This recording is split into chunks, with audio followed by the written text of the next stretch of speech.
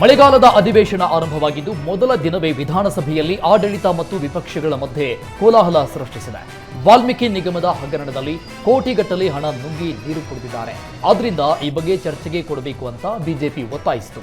ಈ ವೇಳೆ ಭ್ರಷ್ಟಾಚಾರದ ಬಗ್ಗೆ ಮಾತನಾಡಲು ನೈತಿಕತೆ ವಿಪಕ್ಷಗಳಿಗೆ ಇಲ್ಲ. ನಿಮ್ಮ ಕಾಲದಲ್ಲಿ ಕೋಟಿ ಕೋಟಿ ಲೂಟಿ ಹೊಡೆದಿದ್ದಾರೆ ಅಂದ್ರು. ಈ ವೇಳೆ ಆಡಳಿತ ಮತ್ತು ಪ್ರತಿಪಕ್ಷಗಳ ನಡುವೆ ಮಾತಿನ ಚಕಮಕಿ ನಡೆಯಿತು. ನಿಯಮ ಪ್ರಕಾರ ಚರ್ಚೆ ನಡೆಯಲಿ ಅಂತ ಸಿಎಂ ಸಿದ್ದರಾಮಯ್ಯ ಹೇಳಿದ್ರು. ಈ ವೇಳೆ ನಿಮಗೆ ತಾಕತ್ ಇದ್ರೆ ಪ್ರಕರಣವನ್ನ ಸಿಬಿಐ ತನಿಖೆಗೆ ಕೊಡಿ ಅಂತ ಮೇಜು ಕುಟ್ಟಿ ಸರ್ಕಾರಕ್ಕೆ ಬಿಜೆಪಿ ಶಾಸಕ ಯತ್ನಾಳ್ ಸವಾಲ್ ಹಾಕಿದ್ರು. ವಿಧಾನಸಭೆಯಲ್ಲಿ ವಾಲ್ಮೀಕಿ ನಿಗಮ ಹಗರಣ ಸದನದಲ್ಲಿ ಸದ್ದು ಮಾಡಿತು. ದಲಿತರ ಹಣ ಹೊಡೆದ ಪ್ರಕರಣ ಇತಿಹಾಸದಲ್ಲೇ ಇಲ್ಲ ಅಂತ ವಿಪಕ್ಷ ನಾಯಕ ಆರ್ ಅಶೋಕ್ ಆರೋಪಿಸಿದ್ರು. ಕಟಾಕಟ್ ಅಂತ 100% ಹಣ ಹೊಡೆದಿದ್ದಾರೆ. ಎಲೆಕ್ಷನ್ಗೆ ಹಣ ಬೇಕು ಅಂತ ಟಕಾಟಕ್ ವರ್ಗಾವಣೆ ಆಗಿದೆ ಅಂತ ಆರೋಪಿಸಿದ್ರು. ವಾಲ್ಮೀಕಿ ನಿಗಮ ಹಣ ಬೇರೆ ರಾಜ್ಯದ ಚುನಾವಣೆಗೆ ಹೋಗಿದೆ. ಬಡವರ ಹಣಕ್ಕೆ ಸಿಎಂ ಬೆಲೆ ಕೊಡಬೇಕಿತ್ತು, ಆದರೆ ಬೆಲೆ ಕೊಟ್ಟಿಲ್ಲ ಅಂದ್ರು. ಈ ವೇಳೆ ಮಧ್ಯಪ್ರವೇಶ ಮಾಡಿದ ಸಿಎಂ ಸಿದ್ದರಾಮಯ್ಯ ರಿಮ್ಯಾಂಡ್ ಅಪ್ಲಿಕೇಶನ್ನಲ್ಲಿ ಪ್ರಸ್ತಾಪ ಆಗಿದೆಯೇ ಹೊರತು ನಾಗೇಂದ್ರ ಒಪ್ಪಿಲ್ಲ ಅಂತ ಸಿಎಂ ಸದನಕ್ಕೆ ತಿಳಿಸಿದ್ರು. ಹಣ ಲೂಟಿ ಹೊಡೆದಿದ್ದಾರೆ ಅಂತ ಹೇಳೋದು ಸರಿಯಲ್ಲ ಅಂತ ವಿಪಕ್ಷಗಳಿಗೆ ಟಾಂಗ್ ಕೊಟ್ರು. ವಿಧಾನ ಪರಿಷತ್ನಲ್ಲೂ ವಾಲ್ಮೀಕಿ ನಿಗಮ ಹಗರಣ ಸದ್ದು ಮಾಡಿದೆ. ಬಹುಕೋಟಿ ಹಗರಣದ ಚರ್ಚೆಗೆ ಬಿಜೆಪಿ ಪಟ್ಟು ಹಿಡಿದಿತ್ತು. ಆದರೆ ಅವಕಾಶ ಕೊಡೋದಕ್ಕೆ ಮೈತ್ರಿ ಪಡೆ ಆಡಳಿತ ಪಕ್ಷಕ್ಕೆ ತರಾಟೆ ತೆಗೆದುಕೊಳ್ತು. ಪರಿಶಿಷ್ಟ ಪಂಗಡಕ್ಕೆ ಮೀಸಲಿಟ್ಟ ಹಣ ದುರುಪಯೋಗ ಆಗಿರೋದು ಬಂಡವಾಳ ಬಯಲಾಗುತ್ತದೆ ಅನ್ನೋ ಭಯ ಶುರುವಾಗಿದೆ. ಆದ್ರಿಂದ ಚರ್ಚೆಗೆ ಅವಕಾಶ ಕೊಡ್ತಾ ಇಲ್ಲ ಅಂತ ಸಿಟಿ ರವಿ ಆರೋಪಿಸಿದರು. ಹಗರಣದ ಬಗ್ಗೆ ಈಗಾಗಲೇ ಸಿಐಡಿ ಎಸ್ಐಟಿಯಿಂದ ತನಿಖೆ ನಡೀತಾ ಇರೋದ್ರಿಂದ ಅವಕಾಶ ಕೊಡಲು ಬರಲ್ಲ ಅಂತ ಸಚಿವ ಪರಮೇಶ್ವರ್ ಹೇಳಿದರು. ವಾಲ್ಮೀಕಿ ಮೂಡಾ ಹಗರಣದಲ್ಲಿ ಸಿಎಂ ರಾಜೀನಾಮೆಗೆ ಬಿಜೆಪಿ ಪಟ್ಟು ಹಿಡಿದಿದೆ. ರಾಜೀನಾಮೆಗೆ ಒತ್ತಾಯಿಸಿ ಬಿಜೆಪಿ ಪ್ರತಿಭಟಿಸಿದೆ. ಸಿಎಂ ವಿಧಾನಸೌಧಕ್ಕೆ ಆಗಮಿಸ್ತಾ ಇದ್ದಂತೆ ಶಾಸಕ ಅರವಿಂದ ಬೆಲ್ಲದ್ ಭಿತ್ತಿ ಪತ್ರ ಪ್ರದರ್ಶನ ಮಾಡಿದ್ದಾರೆ. ಸಿಎಂ ಕಾರು ಹೋಗುವಾಗ ಭಿತ್ತಿ ಪತ್ರ ಪ್ರದರ್ಶನ ಮಾಡಿದ್ರು. ಕೂಡಲೇ ಪೊಲೀಸರು ಬಿಜೆಪಿ ಶಾಸಕರನ್ನ ತಡೆದು ಭಿತ್ತಿ ಪತ್ರ ವಶಕ್ಕೆ ಪಡೆದಿದ್ದಾರೆ.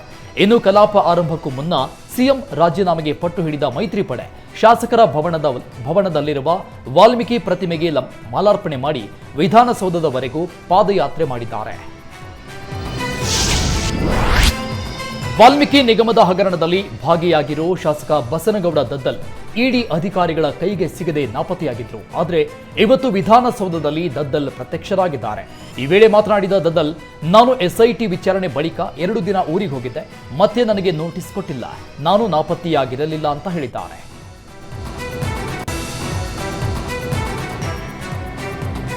ಡಿಸಿಎಂ ಡಿಕೆಶಿ ಮತ್ತು ಕೇಂದ್ರ ಸಚಿವ ಕುಮಾರಸ್ವಾಮಿ ಮಧ್ಯೆ ವಾಕ್ಸಮರ ಮುಂದುವರೆದಿದೆ. ಭಾನುವಾರವೂ ಸಭೆ ನಡೆಸಿ ನನ್ನ ವಿರುದ್ಧ ದಾಖಲೆ ಹುಡುಕ್ತಾ ಇದ್ದಾರೆ ಅಂತ ಡಿಸಿಎಂ ವಿರುದ್ಧ ಆರೋಪಿಸಿದ್ದಾರೆ. ಸಣ್ಣ ಪುಟ್ಟ ಸಮಸ್ಯೆ ಇವೆಯಾ ಅಂತ ಹುಡುಕ್ತಾ ಇದ್ದಾರೆ. 41 ವರ್ಷದಿಂದ ಕಷ್ಟಪಟ್ಟು ಗಳಿಸಿರುವ ಆಸ್ತಿ ಇದೆಯೇ ಹೊರತು ಕಂಡವರನ್ನ ಕೊಳ್ಳೆ ಹೊಡೆದು ಜೀವನ ಮಾಡಿಲ್ಲ ಅಂತ ಡಿಕೆಶಿಗೆ ಟಾಂಗ್ ಕೊಟ್ಟಿದ್ದಾರೆ. ಡಿಕೆ ಶಿವಕುಮಾರ್ ವಿರುದ್ಧ ಎಚ್ಡಿ ಕುಮಾರಸ್ವಾಮಿ ಕಸದ ಹಗರಣದ ಆರೋಪ ಮಾಡಿದ್ರು. ಕಸ ಟೆಂಡರ್ನಲ್ಲೂ ಕಿಕ್ ಬ್ಯಾಕ್ ಪಡೆದಿದ್ದಾರೆ ಅಂತ ನಿನ್ನೆ ಎಚ್ಡಿಕೆ ಗಂಭೀರ ಆರೋಪ ಮಾಡಿದ್ರು. ಇದಕ್ಕೆ ಇವತ್ತು ಡಿಕೆಶಿ ತಿರುಗೇಟ್ ಕೊಟ್ಟಿದ್ದು ಕುಮಾರಸ್ವಾಮಿ ಹತಾಶೆಯಲ್ಲಿದ್ದಾರೆ. ಯಾವುದಾದ್ರೂ ಟಿವಿ ಡಿಬೇಟ್ಗೆ ಎಚ್ಡಿಕೆ ಬರಲಿ ಅಂತ ಸವಾಲ್ ಹಾಕಿದ್ರು. ಅಲ್ಲದೆ ಕಿಂಗ್ ಆಫ್ ಕರಪ್ಷನ್ ಅಂತ ನಮ್ಮ ಫ್ಯಾಮಿಲಿಗೆ ಹೆಸರು ಬಂದಿಲ್ಲ ಅಂತ ತಿರುಗೇಟ್ ಕೊಟ್ರು. ಬಿಜೆಪಿ ಸದನದ ಒಳಗಡೆ ಹೋರಾಟ ಮಾಡಲಿ, ನಾವೇನು ಉತ್ತರ ಕೊಡಬೇಕು ಕೊಡ್ತೀವಿ, ದಾಖಲೆ ಸಮೇತ ಟಿವಿ ಡಿಬೇಟ್ಗೆ ಬರಲಿ ಅಂತ ಬಹಿರಂಗ ಆಹ್ವಾನ ಕೊಟ್ಟಿದ್ದಾರೆ. ವಾಲ್ಮೀಕಿ ಹಗರಣದಲ್ಲಿ ಇಡಿ ವಶದಲ್ಲಿರೋ ನಾಗೇಂದ್ರಗೆ ಹಣ ಬಳಕೆ ಬಗ್ಗೆ ಸರಣಿ ಪ್ರಶ್ನೆ ಕೇಳ್ತಾ ಇದ್ದು, ಇಡಿ ಕೇಳಿದ ಪ್ರಶ್ನೆಗೆ ನಾಗೇಂದ್ರ ತಂಡ ಹೊಡೆದಿದ್ದಾರೆ. ಇಡಿ ಅಧಿಕಾರಿಗಳ ವಿರುದ್ಧವೇ ನಾಗೇಂದ್ರ ಕೋರ್ಟ್ ಮೊರೆ ಹೋಗಿದ್ದಾರೆ. ವಕೀಲರ ಜೊತೆ ಮಾತನಾಡಲು ಕೂಡ ಪ್ರೈವೇಸಿ ಕೊಡ್ತಿಲ್ಲ ಅಂತ ಆರೋಪಿಸಿದ್ದಾರೆ. ಬೇರೆ ಬೇರೆ ಹೆಸರುಗಳನ್ನ ಹೇಳುವಂತೆ ಇಡಿ ಒತ್ತಡ ಹೇರ್ತಾ ಇದೆ. ವೈದ್ಯಕೀಯ ನೆರವು ನೀಡುವಂತೆ ಕೋರ್ಟ್ ಆದೇಶ ನೀಡಿದೆ. ಆದರೆ ನನಗೆ ಇರುವುದು ಹೃದಯ ಸಂಬಂಧಿ ಸಮಸ್ಯೆ. ಇಡಿ ಅಧಿಕಾರಿಗಳು ಚರ್ಮ ತಜ್ಞರಿಂದ ಚಿಕಿತ್ಸೆ ಕೊಡಿಸ್ತಾ ಇದ್ದಾರೆ ಅಂತ ನಾಗೇಂದ್ರ ದೂರಿದ್ದಾರೆ. ನಾಗೇಂದ್ರ ಅರ್ಜಿ ವಿಚಾರಣೆಯನ್ನ ಕೋರ್ಟ್ ನಾಳೆಗೆ ಮುಂದೂಡಿದೆ. ಮಾಜಿ ಸಚಿವ ನಾಗೇಂದ್ರ ಆಯಿತು, ಇದೀಗ ಸಂಸದ ಸ್ಥಾನಕ್ಕೆ ತುಕಾರಾಂ ರಾಜೀನಾಮೆ ನೀಡುವಂತೆ ಒತ್ತಡ ಕೇಳಿಬಂದಿದೆ. ಬಳ್ಳಾರಿ ಲೋಕಸಭಾ ಚುನಾವಣೆಗೆ ವಾಲ್ಮೀಕಿ ನಿಗಮದ ಹಣ ಬಳಸಲಾಗಿದೆ ಎಂಬ ಆರೋಪ ಇದೆ. ಆದ್ದರಿಂದ ಸಂಸದ ಸ್ಥಾನಕ್ಕೆ ತುಕಾರಾಂ ರಾಜೀನಾಮೆ ಕೊಡಬೇಕು ಅಂತ ಬಿಜೆಪಿ ಒತ್ತಾಯಿಸಿದೆ. ಬಳ್ಳಾರಿ ಸಂಸದ ತುಕಾರಾಂ ವಿರುದ್ಧವೂ ಚುನಾವಣಾ ಆಯೋಗಕ್ಕೆ ದೂರು ನೀಡಲು ತಯಾರಿ ಮಾಡಲಾಗಿದೆ. ಸಿಎಂ ಸಿದ್ದರಾಮಯ್ಯ ನೇತೃತ್ವದಲ್ಲಿ ನಿನ್ನೆ ನಡೆದ ಸರ್ವಪಕ್ಷ ಸಭೆಗೆ ಕೇಂದ್ರ ಸಚಿವ ಕುಮಾರಸ್ವಾಮಿ ಗೈರು ಹಾಜರಾಗಿದ್ದರು. ಇದಕ್ಕೆ ಮಾಗಡಿ ಶಾಸಕ ಬಾಲಕೃಷ್ಣ ಕೌಂಟರ್ ಕೊಟ್ಟಿದ್ದಾರೆ. ಮಂಡ್ಯ ಜಿಲ್ಲೆ ರೈತರ ಮೇಲಿನ ಕಾಳಜಿ ಹಾಗೂ ಬೇಜವಾಬ್ದಾರಿತನಕ್ಕೆ ಹಿಡಿದ ಕೈಗನ್ನಡಿಯಾಗಿದೆ. ಕೇಂದ್ರ ಮತ್ತು ರಾಜ್ಯ ಸರ್ಕಾರಗಳ ನಡುವೆ ಸಂಪರ್ಕ ಸೇತುವೆಯಾಗಿ ರೈತರ ಹಿತ ಕಾಯಬೇಕಿತ್ತು. ತಮ್ಮ ಸಲಹೆ ಸೂಚನೆ ನೀಡದೆ ಸರ್ವಪಕ್ಷ ಸಭೆಗಿಂತಲೂ ಪಾಂಡವಪುರದಲ್ಲಿ ಬಾಡೂಟ ಕಾರ್ಯಕ್ರಮವೇ ಮುಖ್ಯವಾಯಿತೆ ಅಂತ ಪ್ರಶ್ನೆ ಮಾಡಿದ್ದಾರೆ.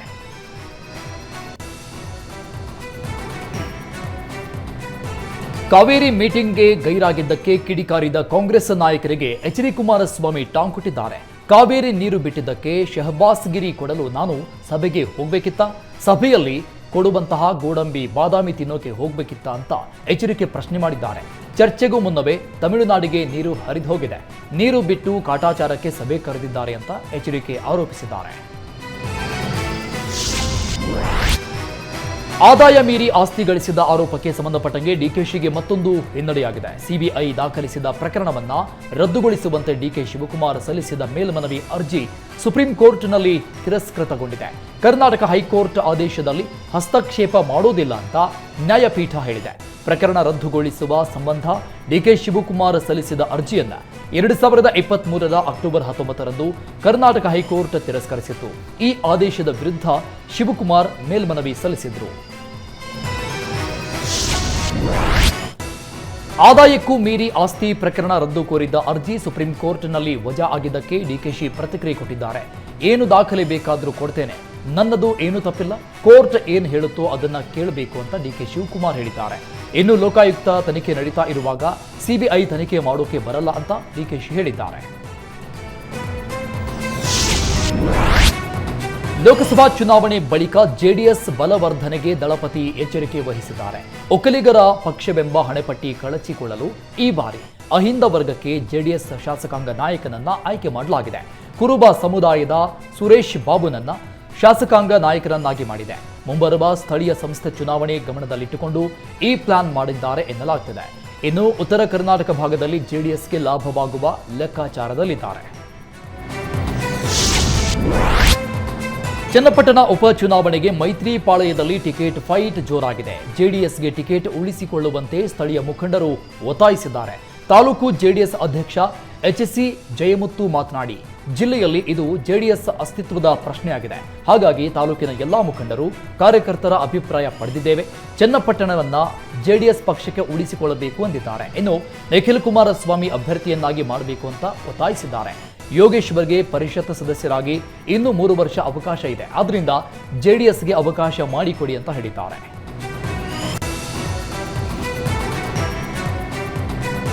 ಆರಗ ಜ್ಞಾನೇಂದ್ರ ಗೃಹ ಮಂತ್ರಿಯಾದ ಸಂದರ್ಭದಲ್ಲೇ ತೀರ್ಥಹಳ್ಳಿಯಲ್ಲಿ 100 ಕೋಟಿ ಕಾಮಗಾರಿ ಕಳಪೆಯಾಗಿದೆ ಅಂತ ಕೆಪಿಸಿಸಿ ವಕ್ತಾರ ಆಯನೂರು ಮಂಜುನಾಥ್ ಆರೋಪಿಸಿದ್ದಾರೆ. ಪೊಲೀಸ್ ಕ್ವಾರ್ಟರ್ಸ್, ಗ್ರಾಮೀಣ ಅಭಿವೃದ್ಧಿ ಭವನವು ಕಳಪೆ ಆಗಿದ್ದು ತನಿಖೆ ಆಗಬೇಕು ಅಂತ ಆಗ್ರಹಿಸಿದ್ದಾರೆ. ಅಧಿವೇಶನ ಪ್ರಾರಂಭದಲ್ಲೇ ಸರ್ಕಾರಕ್ಕೆ ಮತ್ತೊಂದು ತಲೆನೋವು ಶುರುವಾಗಿದೆ.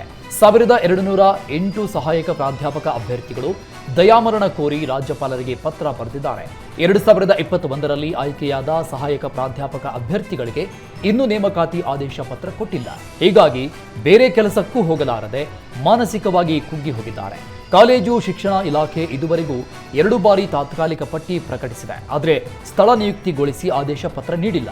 ಈಗಾಗಲೇ ಸಾಕಷ್ಟು ಬಾರಿ ಪ್ರತಿಭಟನೆ ಕೂಡ ಮಾಡಿದ್ರೂ ಸರ್ಕಾರ ಬೇಡಿಕೆ ಈಡೇರಿಸಿಲ್ಲ ಅಂತ ದಯಾಮರಣ ಕೋರಿ ರಾಜ್ಯಪಾಲರಿಗೆ ಪತ್ರ ಬರೆದಿದ್ದಾರೆ.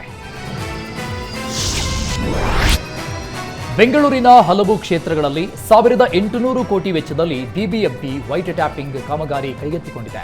ಬ್ರ್ಯಾಂಡ್ ಬೆಂಗಳೂರು ಅಡಿಯಲ್ಲಿ ಸುಗಮ ಸಂಚಾರ ಬೆಂಗಳೂರು ಪರಿಕಲ್ಪನೆಯಲ್ಲಿ ಬಿಬಿಎಂಪಿ ಪಶ್ಚಿಮ ವಲಯ ವ್ಯಾಪ್ತಿಯ 4 ವಿಧಾನಸಭಾ ಕ್ಷೇತ್ರಗಳಲ್ಲಿ ಮೊದಲನೇ ಹಂತದ ವೈಟ್ ಟ್ಯಾಪಿಂಗ್ ಹಾಗೂ ಪಾದಾಚಾರಿ ಮಾರ್ಗಗಳ ಅಭಿವೃದ್ಧಿ ಕಾಮಗಾರಿಗಳಿಗೆ ಡಿಕೆ ಶಿವಕುಮಾರ್ ಇವತ್ತು ಚಾಲನೆ ಕೊಟ್ಟರು. ಮಹಾಲಕ್ಷ್ಮೀಪುರಂ ಎಂಟ್ರೆನ್ಸ್, ಮಲ್ಲೇಶ್ವರಂ ಭಾಷ್ಯಂ ಸರ್ಕಲ್ ರಸ್ತೆ, ಗಾಂಧಿನಗರದ ರಾಜೀವ್ ಗಾಂಧಿ ಪ್ರತಿಮೆ ಜಂಕ್ಷನ್ ಹತ್ತಿರದ ರಸ್ತೆ ಸೇರಿದಂತೆ ಚಾಮರಾಜಪೇಟೆ ಮಕ್ಕಳ ಕೂಟದ ಹತ್ತಿರದ ರಸ್ತೆಗಳಲ್ಲಿನ ವೈಟ್ ಟಾಪಿಂಗ್ ಕಾಮಗಾರಿಗೆ ಚಾಲನೆ ನೀಡಲಾಗಿದೆ. ತಮಿಳುನಾಡಿಗೆ ಮತ್ತೆ ಕಾವೇರಿ ನೀರು ಬಿಡುಗಡೆಗೆ ಸಿಡಬ್ಲ್ಯೂಆರ್ಸಿ ಶಿಫಾರಸು ಹಿನ್ನೆಲೆಯಲ್ಲಿ ಮಂಡ್ಯದಲ್ಲಿ ಮಳೆಯನ್ನ ಲೆಕ್ಕಿಸದೆ ರಸ್ತೆಗಿಳಿದು ಕನ್ನಡಪರ ಸಂಘಟನೆ ಪ್ರತಿಭಟಿಸಿದೆ. ಮಂಡ್ಯದ ಸಂಜಯ್ ವೃತ್ತದಲ್ಲಿ ಬೆಂಗಳೂರು ಮೈಸೂರು ಹೆದ್ದಾರಿ ತಡೆದು ಸಂಸದರು ಹಾಗೂ ಶಾಸಕರ ವಿರುದ್ಧ ಘೋಷಣೆ ಕೂಗಿ ಆಕ್ರೋಶ ವ್ಯಕ್ತಪಡಿಸಿದರು. ಹೆದ್ದಾರಿ ತಡೆಯಿಂದ ಕೆಲಕಾಲ ಟ್ರಾಫಿಕ್ ಜಾಮ್ ಉಂಟಾಗಿತ್ತು. ಸಿಎಂ ಸಿದ್ದರಾಮಯ್ಯ ಕಾವೇರಿ ವಿಚಾರವನ್ನ ಪ್ರಸ್ತಾಪ ಮಾಡದೆ ಮೌನವಾಗಿದ್ದಾರೆ. ತಮಿಳುನಾಡಿಗೆ 4 ನದಿಗಳಿಂದ 20,000 ಕ್ಯೂಸೆಕ್ ನೀರು ತಮಿಳುನಾಡಿಗೆ ಹೋಗ್ತಾ ಇದೆ. ರಾಜ್ಯದ ಜನರಿಗೆ ಮುಖ್ಯಮಂತ್ರಿ ಮೋಸ ಮಾಡ್ತಾ ಇದ್ದಾರೆ. ರಾಜ್ಯದ ಸಂಸದರು ಶಾಸಕರು ಸದನದಲ್ಲಿ ಧ್ವನಿ ಎತ್ತಿಲ್ಲ ಅಂತ ಆಕ್ರೋಶ ವ್ಯಕ್ತಪಡಿಸಿದ್ದಾರೆ.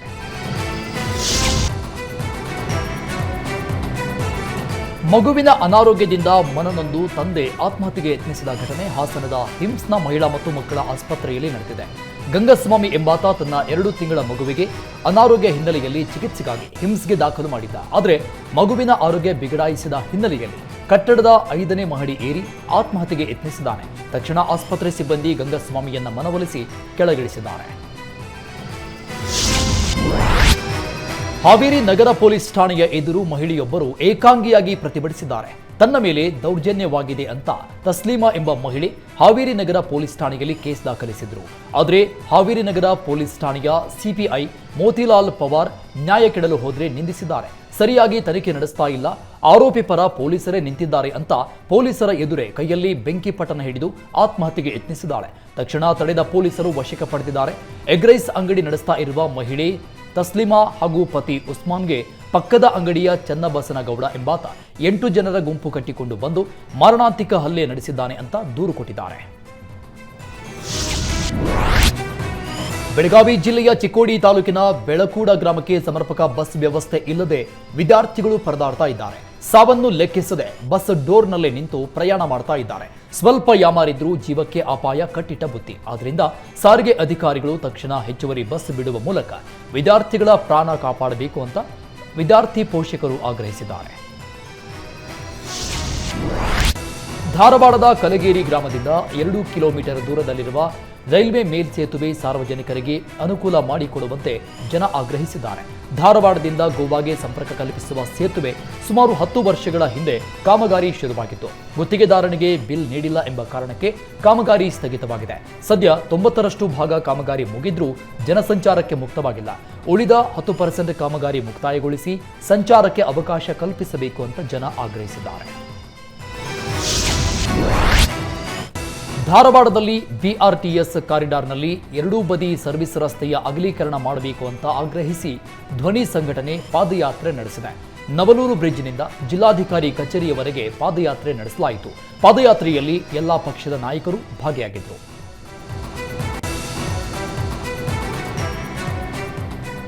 ಕೊಡಗು ಜಿಲ್ಲೆಯಲ್ಲಿ ಅಬ್ಬರಿಸ್ತಾ ಇರುವ ಮಳೆಗೆ ಮಡಿಕೇರಿ ನಗರದ ಮಂಗಳಾದೇವಿ ನಗರದಲ್ಲಿ ಗುಡ್ಡ ಕುಸಿತವಾಗಿದೆ. ಮಳೆ ತೀವ್ರಗೊಂಡಲ್ಲಿ ಮತ್ತಷ್ಟು ಕುಸಿಯುವ ಸಾಧ್ಯತೆ ಹೆಚ್ಚಾಗಿದೆ. ಇದು ಜನರ ಆತಂಕ ಹೆಚ್ಚಾಗಿಸಿದೆ. ಇತ್ತೀಚೆಗಷ್ಟೇ ತಡೆಗೋಡೆ ನಿರ್ಮಾಣ ಮಾಡಲಾಗಿತ್ತು. ಆದರೂ ಕಳೆದ ಕೆಲವು ದಿನಗಳಿಂದ ಸುರಿತಾ ಇರುವ ಭಾರೀ ಮಳೆಗೆ ಗುಡ್ಡ ಕುಸಿತವಾಗಿದೆ. ಮಂಗಳೂರಲ್ಲಿ ಭಾರೀ ಮಳೆಗೆ ಮತ್ತೆ ರೈಲ್ವೆ ಅಂಡರ್ ಪಾಸ್ ಮುಳುಗಡೆಯಾಗಿದೆ. ನೀರು ತುಂಬಿದ್ರೂ ಸಾಹಸ ಮಾಡಿ ವಾಹನ ಸವಾರರು ಸಂಚಾರ ಮಾಡ್ತಾ ಇದ್ದಾರೆ. ನೀರು ಹೋಗಲು ಪರ್ಯಾಯ ವ್ಯವಸ್ಥೆ ಇಲ್ಲದೆ ಬ್ರಿಡ್ಜ್ ಮೇಲಿನ ನೀರು ಅಂಡರ್ ಪಾಸ್ಗೆ ಹರಿತಾ ಇದ್ದು ಜನರು ಸಂಕಷ್ಟ ಎದುರಿಸ್ತಾ ಇದ್ದಾರೆ. ಉತ್ತರ ಕನ್ನಡ ಜಿಲ್ಲೆಯಲ್ಲಿ ಭಾರೀ ಮಳೆ ಆಗ್ತಾ ಇದೆ. ಹೊನ್ನಾವರದಲ್ಲಿ ಧಾರಾಕಾರವಾಗಿ ಸುರಿತಾ ಇರುವ ಮಳೆಗೆ ಖರ್ವಾ ಕ್ರಾಸ್ ಬಳಿ ಗುಡ್ಡ ಕುಸಿತವಾಗಿದೆ. ರಸ್ತೆ ಮೇಲೆ ಮಣ್ಣು ಬಿದ್ದು ಬೆಂಗಳೂರು ಹೊನ್ನಾವರ ಹೆದ್ದಾರಿ ಸಂಪೂರ್ಣ ಬಂದ್ ಆಗಿದೆ. ಮಣ್ಣಿನ ರಾಶಿಯೊಂದಿಗೆ ದೊಡ್ಡ ಬಂಡೆಯು ಉರುಳಿ ಬಿದ್ದು ವಾಹನ ಸವಾರರು ಪರದಾಡ್ತಾ ಇದ್ದಾರೆ. ಕರಾವಳಿ ಮಲೆನಾಡು ಭಾಗದಲ್ಲಿ ಮತ್ತೆ ಮಳೆಯಾಗ್ತಾ ಇದೆ. ನಿರಂತರ ಮಳೆಗೆ ಕಾರವಾರದ ಇಡೂರು, ಸಕಲಭಾಗ್, ಚಂಡಿಯ ಗ್ರಾಮ ಮುಳುಗಡೆಯಾಗಿವೆ. 25ಕ್ಕೂ ಹೆಚ್ಚು ಮನೆಗಳಲ್ಲಿ ಸಿಲುಕಿಕೊಂಡಿದ್ದ ಜನರನ್ನ ಬೋಟ್ ಮೂಲಕ ರಕ್ಷಣೆ ಮಾಡಲಾಗಿದೆ.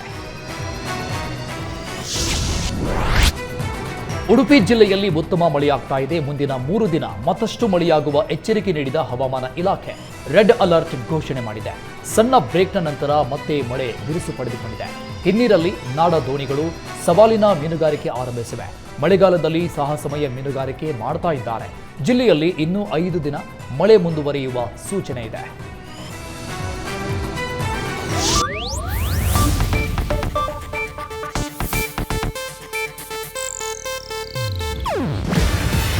ಇದು ಏಷ್ಯಾನೆಟ್ ನ್ಯೂಸ್ ನೆಟ್ವರ್ಕ್ ಪ್ರಸ್ತುತಿ. ನೀವು ನೋಡ್ತಿದ್ದೀರಾ ಏಷ್ಯಾನೆಟ್ ಸುವರ್ಣ ನ್ಯೂಸ್.